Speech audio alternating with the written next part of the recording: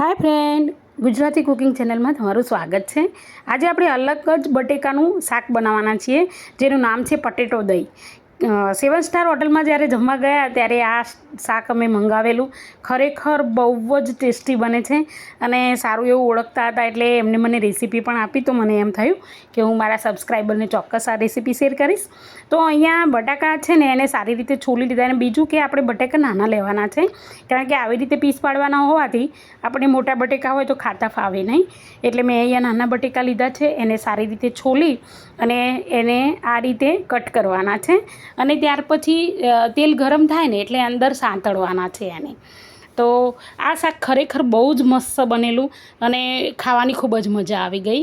તો જો આ રીતે હલકા હાથે છે ને એને ભાગી ના જાય, ધ્યાન રાખવાનું બટેકા, અને હલકા હાથે એને સાંતળી લેવાના છે। તો ધીમે ધીમે આપણે એને સાંતળી લઈશું। હવે એની તૈયારી પણ કરવાની છે, તો આપણે તૈયારી પણ જોડે જોડે કરતા રહીશું। તો બટેકા ફ્રાય થાય છે, ચલો બટેકા ફ્રાય થઈ જશે। હવે તો જુઓ કે મસ્ત મજાના આવા ફ્રાય થઈ જાય ને એટલે આપણે એને ડીશમાં કાઢી લેવાના છે ધીમે ધીમે કરીને, અને એ જ તેલ કામમાં આવી જશે। તો ધીમે ધીમે કરી અને આવી રીતે બટેકા ચડી જાય ને એટલે આપણે એને કાઢી લેવાના છે। લગભગ 70% બટેકા થઈ ગયા છે। હવે આપણે જે આગળ શાક બનાવીશું ને એમાં બહુ વાર નથી લાગતી। આ શાક બનાવતા વાર નથી લાગતી, પણ ટેસ્ટ જબરજસ્ત આવે છે। ખરેખર ખાવાની ખૂબ જ મજા આવે છે। રોટલી વધારે જ બનાવજો જો આ રેસીપી તમે બનાવો તો આપણે હવે એ જ તેલ થોડું ઓછું હતું એટલે મેં બીજું તેલ એડ કર્યું, વઘારમાં રાઈ અને હિંગ અને જીરું નાખ્યું છે, અને એક નાની ડુંગળી સાંતળી લેવાની છે। તો એક નાની ડુંગળી એડ કરી છે, અને એને સરસ મજાની ટ્રાન્સપરન્સ થાય ને ત્યાં સુધી આપણે એને સરસ મજાનું હલાવી લઈશું। અને ત્યાર પછી એક મેં નાનું ટામેટું પણ મેં સારી રીતે સમાર્યું છે ઝીણું, તો એને પણ આપણે ફ્રાય કરી લેવાનું છે જોડે જોડે। ખૂબ જ સરસ શાક બને છે, તો આને પણ સાથે સાથે ફ્રાય કરી લઈશું। હવે આવું ચડી ગયા જેવું થાય ને એટલે એની અંદર આપણે એકલા લસણની પેસ્ટ છે એ અંદર એડ કરવાની છે। તો એકલા લસણની પેસ્ટ એડ કરીશું, તો સારું એવું લસણ પણ તતડાઈ ગયું છે અને મસ્ત એવું થિકનેસ આવી ગઈ છે બધાની। તો હવે આપણે એક વસ્તુ કરવાની છે કે હવે આને ધીમા તાપે આપણે ચઢવવાનું છે, અને એક વસ્તુ ધ્યાન રહે કે આ વસ્તુ છે ને ધીમા તાપે ચઢવવાની। તમે લોયામાં પણ બનાવી શકો છો।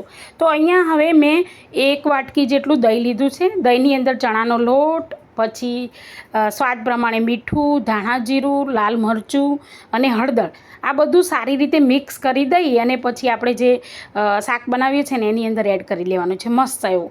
તો મોડું દહીં છે, બહુ ખાટું એવું દહીં નથી, કાલનું જ બનાવેલું છે। તો સારી રીતે એને પણ હલાવી લેવાનું છે, અને હલાવ્યા પછી એમની અંદર થોડું એવું પાણી એડ કરવાનું છે। આપણે પહેલાં સારી રીતે એને હલાવી લેવાનું છે, અને થોડું એવું પાણી એડ કરીશું, કારણ કે અંદર ચણાનો લોટ છે અને દહીં છે, એટલે સરસ મજાનું કાચું ના રહે શાક, એ વસ્તુનું ધ્યાન। તો આપણી વાટકો ધોવાઈ જાય એ રીતે જ એને એડ કરી દીધું છે પાણી થોડું એવું। હવે પાણીને બળવા દેવાનું છે, ત્યાં સુધી આપણે એને ચલાવીશું। થોડું વધારે વેડું છું એટલે સારું એવું મસ્ત ટેસ્ટ આવી જશે। હવે આ શાકને હલાવી લેવાનું છે। હવે એક વસ્તુનું અહીંયા ધ્યાન રહે કે આ બધી પ્રોસેસ છે ને આપણે ધીમા તાપે કરવાની છે, અને વધારે ગેસ ફૂલ નહીં રાખીએ। હવે આપણે ટામેટું અને દહીં લીધું હતું એટલે એનું બેલેન્સ કરવા માટે ટેસ્ટ આપણે થોડી ખાંડ નાખી છે, અને ત્યાર પછી આપણે જે બટેકા ફ્રાય કરેલા હતા એ બટેકા એડ કરી લીધા છે અહીંયા। તો તમે જુઓ કેટલું મસ્ત શાક બનીને તૈયાર થઈ ગયું છે। શાક બનાવતા વાર નથી લાગતી, પણ સાચું કહું એનો ટેસ્ટ મસ્ત આવે છે। રેસીપીમાં કંઈ નથી, અને મને એમ થયું કે આટલું બધું ટેસ્ટી શાક, અરે વાહ, મારે તો બનાવવું જ પડશે। તો એને 1 જ મિનિટ માટે મેં અહીંયા ઢાંકીને રાખ્યું, અને તમારા ઘરમાં જે પણ કંઈ ગરમ મસાલો વાપરતા હોય એ એડ કરો। આટલા સરસ રેસીપી આપું છું પણ કોઈ સબસ્ક્રાઈબ નથી કરતું, એવું કેમ?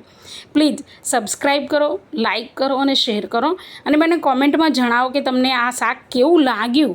ખરેખર મને તો સારું લાગ્યું। પછી આપણે ઉપર છે ને થોડા લીલી કોથમીર એડ કરી દઈશું ને એને પ્લેટિંગ કરીશું। જો કેટલું મસ્ત શાક બનીને તૈયાર છે, બાળકો તેને બહુ જ ખાય છે। તો ફરીથી મળીશું આવતા વિડીયોમાં, ત્યાં સુધી રજા લો।